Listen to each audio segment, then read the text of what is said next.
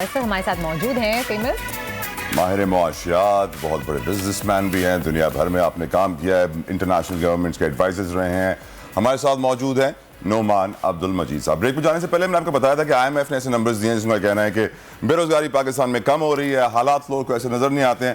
Majeed Sahab, thank you so very much for giving us your precious time. پہلا سوال جو آپ سے پوچھنا چاہوں گا، کافی لوگ اس وقت ہمارے ملک میں ورلڈ بینک کو تنقید کا نشانہ بناتے ہیں، آئی ایم ایف کو تنقید کا نشانہ بناتے ہیں کہ نمبر فجنگ ہو رہی ہے، حالات کچھ اور ہیں، بتایا کچھ اور جاتا ہے. کچھ لوگ یہ بھی کہتے ہیں کہ اسٹیٹ بینک کے گورنر جن پہلے ملکوں میں تھے، ان ملکوں کی معیشت کا انہوں نے حال کیا کیا، وہ آئی ایم ایف کے لیے کام کرتے تھے. اب آپ کا اس کے اوپر پرسیپشن کیا ہے؟ بسم اللہ الرحمن الرحیم. انٹرسٹنگلی چند دنوں پہلے ایک نیوز سوشل میڈیا پہ چل رہی تھی کہ ایک بہت بڑی کانسپیرنسی ہے بیرونی طاقتیں جو چلا رہی ہیں ہماری گورنمنٹ کو گرانے کے لیے.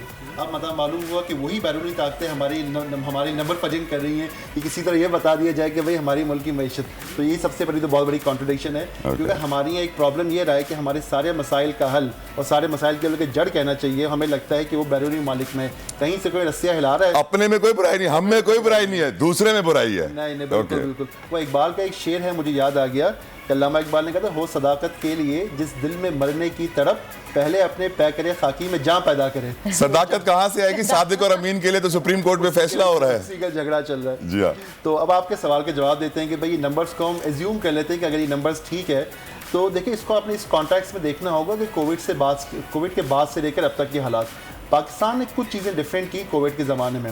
سب سے پہلے تو میں سمجھتا ہوں کہ اللہ تعالیٰ کا بحیثیت قوم شکر ادا کرنا چاہیے کہ کووڈ کا امپیکٹ بہت کم آیا الحمدللہ.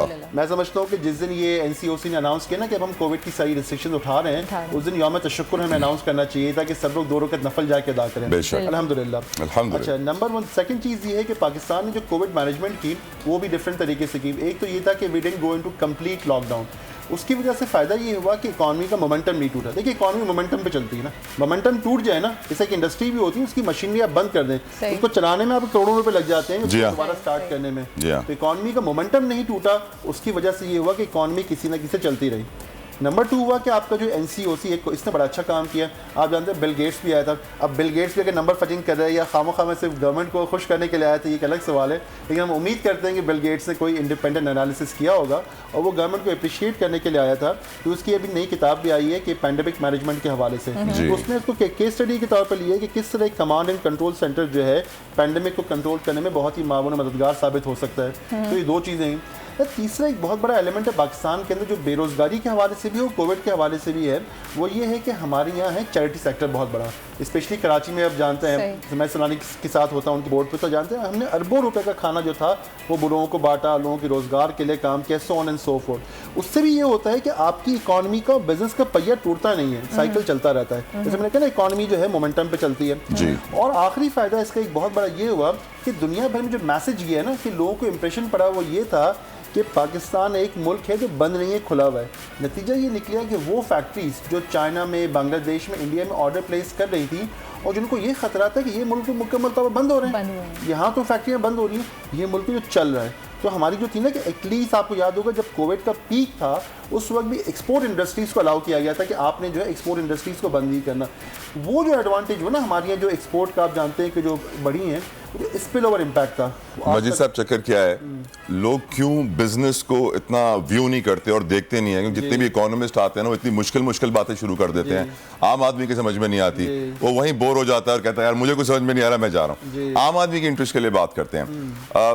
ہمارے ملک کے جو حالات ہیں ان میں آپ بہتری کیسے آتے ہوئے دیکھ رہے ہیں؟ کیونکہ ہماری فارمل اکانومی اور ہماری انفارمل اکانومی، ان کے نمبرز کے اوپر تھوڑی روشنی ڈالے گا کہ ہماری ریکارڈ پہ کتنے پیسے آتے ہیں اور انفارملی ہماری اکانومی کی سائز کیا ہے.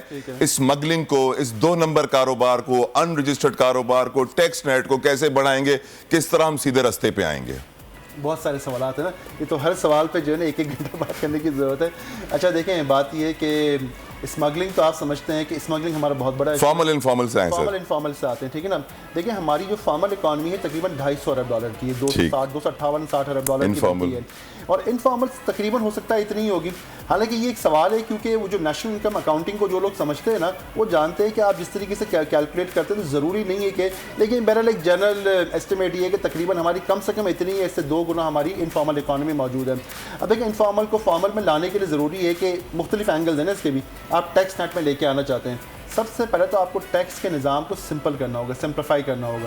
پہلے تو چوری روکے نا سر, ٹیکس تو بات کی بات ہے, پہلے تو اسمگلنگ روکیں, پہلے تو بارڈر پہ باڑ لگائے, پہلے تو وہ جو تیل آتا ہے اسمگل ہو کے, کھانے کی اشیاء, بسکٹ, لسی, دودھ, ٹوتھ پیسٹ, چاکلیٹ, شیمپو, یہ بھی تو روکنی ہوگی سر. وہ تو میں نے اسی سے پہلے جو بات شروع کی نا وہ اسمگلنگ سے کی. پاکستان میں جو تھوڑی بہت کاٹیج انڈسٹری بڑی ہے نا, جی, ایک اسمگلنگ اور اسمگلنگ صرف حوالہ جب اسمگلنگ کی جو بنیاد ہوتی ہے نا حوالہ ہوتی ہے. آج آپ حوالے کو کنٹرول کر دیں آپ کی اسمگلنگ آٹومیٹکلی ختم ہو جائے گی. آپ ڈالر کے فلو کو کنٹرول کر دیں تو جب ڈالر ہوگا ہی نہیں مارکیٹ کے اندر تو اسمگلنگ کہاں سے ہوگی. حوالہ جو ہے کرنٹ گورنمنٹ کے آنے کے بعد فرق پڑا ہے, کم ہوا ہے.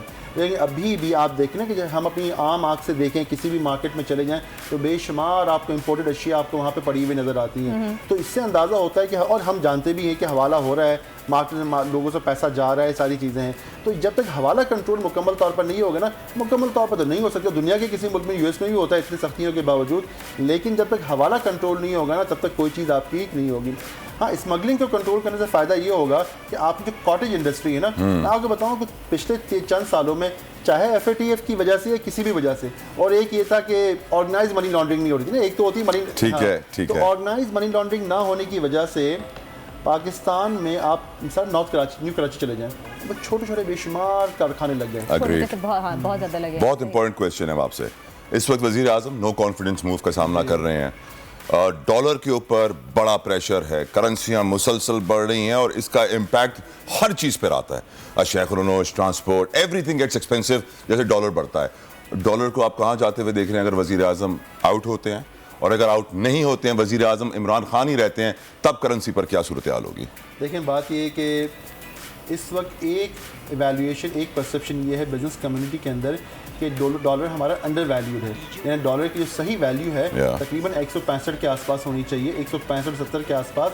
اور چونکہ مارکیٹ میں انسرٹنٹی کافی موجود ہے, دیکھیں نا ڈالر کے اندر آپ کو نہیں پتا, بھی آپ نے خود سوال کیا کہ کیا عمران خان جائیں گے, کیا عمران خان, تو بزنس میں اگر انسرٹنٹی ہے تو آٹومیٹکلی آپ کے ڈالر کی ویلیویشن پہ اس کا امپیکٹ آئے گا کہ 3 مہینے بعد کیا ہوگا.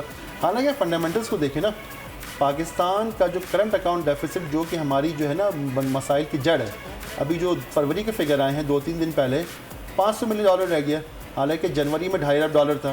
تو اگر تو بیسکلی ہم یہ کہتے ہیں کہ ابھی $100 ارب کا آئل چل رہا ہے, اس کے باوجود بھی ہم نے یہ $5 کا جو $500 ملین تک ہم اس کو لے کے آئے ہیں, $500 ملین.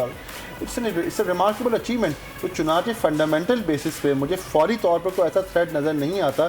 ہاں یہ تھا کہ اگر ہماری, چونکہ ہماری ایکسپورٹس اچھی خاصی بڑھ رہی ہیں. سر ڈو یو تھنک ہماری مارکیٹ فنڈامنٹلز پہ کام کرتی ہے یا پھر رومرز پہ زیادہ چلتی ہے؟ میں نے اسی لیے آپ سے پہلی بھی چیز کہی کہ بھائی جو ایک پرسیپشن ہے بزنس مین کمیونٹی کے اندر وہ یہ ہے کہ آپ کی ڈالر کی جو صحیح ویلیو ہے وہ تقریباً ہونی چاہیے 165 کے آس پاس. 180 پہنچی ہوئی ہے, آپ 180 پہنچی ہوئی ہے.